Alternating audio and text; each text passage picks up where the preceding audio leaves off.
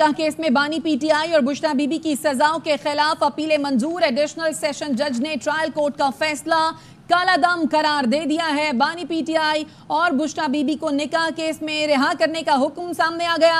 अदालत ने बानी पीटीआई और बुशरा बीबी की रिहाई की रूबकार जारी कर दी है।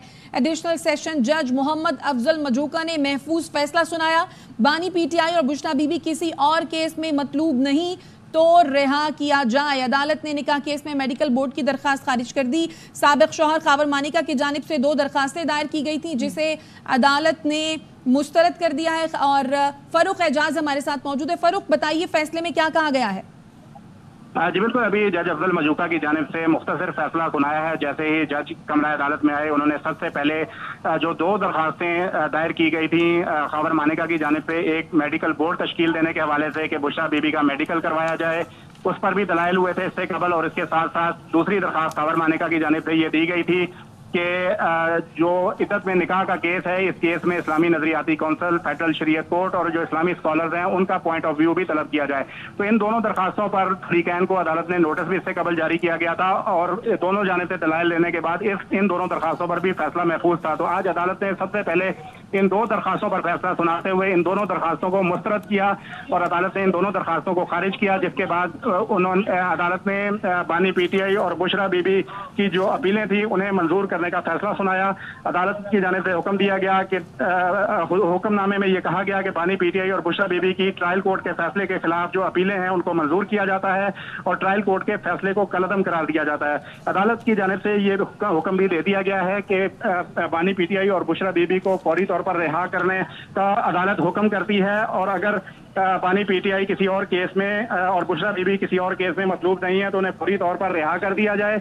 अदालत की जानिब से बानी पीटीआई और बुशरा बीबी की रिहाई की रोककार भी जारी कर दी गई है। मुख्तलिफ फैसला सुनाने के बाद जज अफजल मजूका वापस अपने चैम्बर में चले गए हैं। जज की जानिब से ये कहा गया है कि फैसले का जो तहरीरी फैसला है और तफसीली फैसला है वो कुछ देर में जारी कर दिया जाएगा। जी ठीक है, तहरीरी फैसला और तफसीली फैसला कुछ देर में जारी कर दिया जाएगा। फारूक इजाज इस हवाले से हमें आगाह कर रहे हैं। एक अहम डेवलपमेंट सामने आई है और वो इद्दत में निकाह केस है जिसके हवाले से मुख्तसर जो फैसला है वो सुना दिया गया है और सज़ा के खिलाफ अपीलें उनकी मंजूर कर ली गई हैं। चेयरमैन तहरीक इंसाफ और बानी पीटीआई और बुशरा बीबी के जो सज़ा के खिलाफ अपीलें हैं उनको मंजूर किया गया है और कहा गया है कि इनको बाइज्जत बरी किया जाए। अगर किसी और केस में ये मतलूब नहीं है इन्हें फौरी तौर पर रिहा किया जाए। अदालत की जानिब से रूपकार भी जारी कर दिए गए हैं। इसके अलावा जो बुशरा बीबी के साबिक शौहर थे उनकी जानिब से मेडिकल बोर्ड तश्कील देने की और इस्लामी नजरियाती कौंसिल और शरई कोर्ट से रिव्यू करने की दरख्वास्त भी की गई थी जिसको खारिज कर दिया गया। आज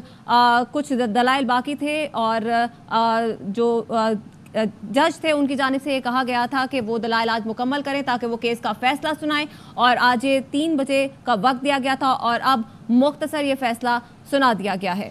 ठीक है, हुसैन अहमद चौधरी हमारे साथ मौजूद हैं। हुसैन, आप इस वक्त कहाँ पर मौजूद हैं? क्या सूरत हाल देख रहे हैं? अदालत में कौन कौन से रहनुमा यहाँ पर आए हुए हैं इस वक्त? जी देखिए, इस वक्त मैं आता अदालत में हूँ और पीटीआई के वर्कर्स, रहनुमा, एमएनए, सेनेटर्स की खासी तादाद जो है यहाँ पर मौजूद है और बानी पीटीआई और बुशरा बीबी के हाथ में नारेबाजी जारी है। अली मोहम्मद खान ने मुख्तसर गुफ्तगू की है। उनका कहना था कि हमारी अपीलें मंजूर कर ली गई हैं और हमें जिस तरह के दलाइल हमारे वकला ने दिए थे हमें यही उम्मीद थी कि हमारी अपीलें मंजूर कर ली गई हैं जाएंगी। और उनका कहना था कि मजीद जो है वो मीडिया से भी कुछ देर बाद गुफ्तगू करेंगे। जरताज गुल जो है वो यहाँ नजर आई। उनकी जानिब से कहा गया कि हमें शुक्र अदा करना चाहिए इतना बड़ा फैसला जो आया है और ये उनका कहना था कि वो भी कुछ देर बाद जो है वो तफसीली मीडिया से गुफ्तगू करेंगी। जो KPK से रुकने कौमी असम्बली है शानदाना गुजार, वो भी जो है यहाँ पर मौजूद थी। इसी तरह जो दीगर MNA, MPs और सेनेटर्स हैं और कारकुन हैं जो कि रावलपिंडी इस्लामाबाद थे जो कि करीबी शहरों से आए हैं, उनकी खासी तादाद आता अदालत में मौजूद है और अकब में आप उनकी आवाज़ भी जो है वो सुन सकते हैं कि यहाँ पर शदीद नारेबाजी चल रही है सेशन कोर्ट में।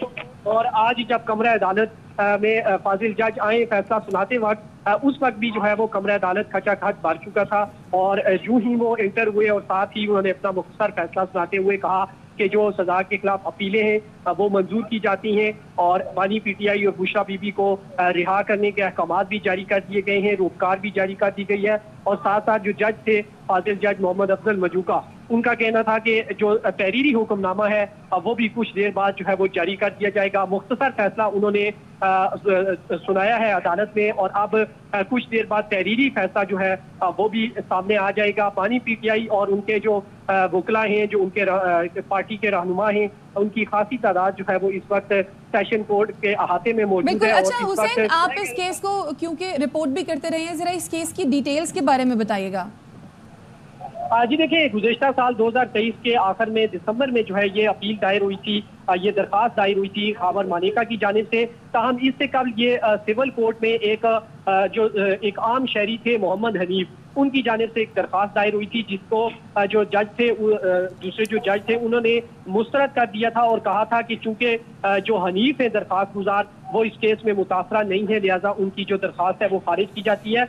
उसके बाद जो मुतासरा शख्स थे खावर मानेका, जिनकी अहलिया थी बुशरा बीबी और उनको छोड़ के चली गई थी बानी पीटीआई के पास, तो इसलिए खावर मानेका जो है उन्होंने दायर की थी ये दरखास्त और उस पर 2-3-4 महीने जो है वो ये समाअत जारी रही और 3 फरवरी को अदालत की जानिब से जो ट्रायल कोर्ट है उन्होंने अडयाला जेल में इस केस में दोनों मुल्जिमान बानी पीटीआई और बुशरा बीबी को 7 साल कैद की सजा का हुक्म सुनाया था।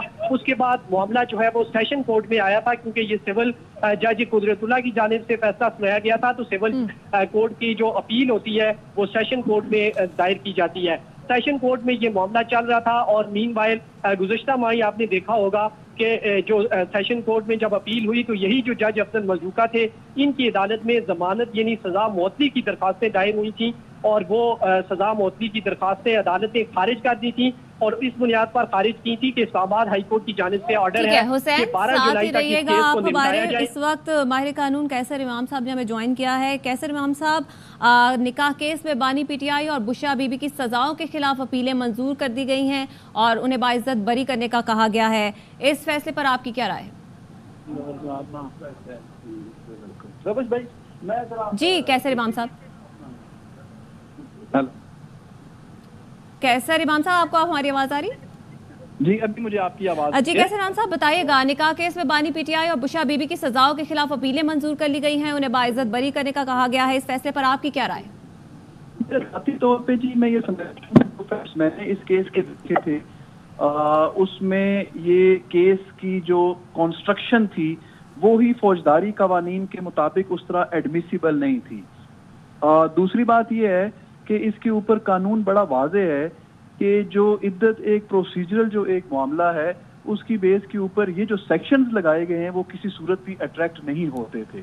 तो मैं समझता हूं कि ये फौजदारी कवानीन के मुताबिक इसकी यही फेट बनती थी जो फैसला हुआ है आज। अच्छा, तो कैसर इमाम साहब ये कहिएगा, क्या आपके ख्याल में अब ये मामला बिल्कुल खत्म हो गया या फिर प्रोसिक्यूशन के पास कोई और ऑप्शन भी हो सकता है? प्रोसिक्यूशन के पास ये अपील अगेंस्ट एक्विटल का ऑप्शन है कि वो इस फैसले के अगेंस्ट वो अपील जो है वो फाइल कर सकते हैं हाई कोर्ट के अंदर, जो वो जरूर मेरे ख्याल में अवेल करेंगे। यही उनके पास अब रेमेडी है इस फैसले के अगेंस्ट। और कैसर इमाम साहब, हमने देखा कि ये अपनी नौयत का पाकिस्तान की तारीख में गालिबन पहला ही ऐसा केस था। आपके ख्याल में इस केस में कानूनी सुकम थे? इस केस में कानूनी सुकम की भरमार है, मैं जाती तौर पे मेरा ये ख्याल है, और चूंकि मेरा एरिया ऑफ प्रैक्टिस भी क्रिमिनल लॉ है तो मुझे ये समझ नहीं आई कि जब ये केस बनाया गया था, जब इसके अंदर ये सब चीज़ें इकट्ठी की गई थी, तो उस वक्त जो है वो एडवाइजर्स कैसे थे, कौन थे।